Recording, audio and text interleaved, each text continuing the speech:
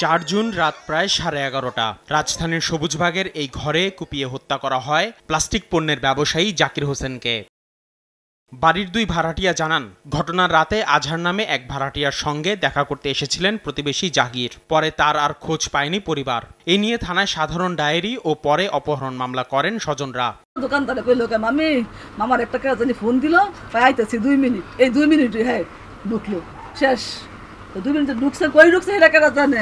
দুইজনে কথা কইতাছে, পরে আমি বাড়ি গেছে। কে ছিল বা কারা ছিল এটা আমি নিজে চোখে দেখি না, কারণ আমার তো রাস্তা তো এই পাশ দিয়ে, আমার তো ওই পাশ দিয়ে না।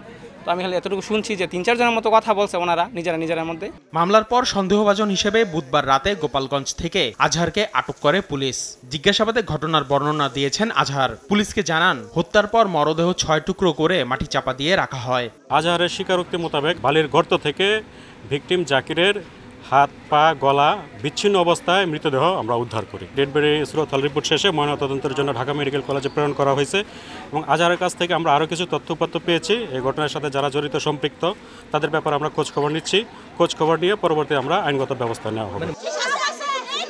প্রায় 25 বছর ধরে চলা জমির বিরোধকে কেন্দ্র করেই হত্যাকাণ্ড ঘটেছে বলে অভিযোগ নিহতের স্বজনদের। তবে পুলিশ জানিয়েছে, ঘটনার বর্ণনা দিলেও কারণ উল্লেখ করেননি আজহার। আরও তদন্তের পর বিস্তারিত জানা যাবে।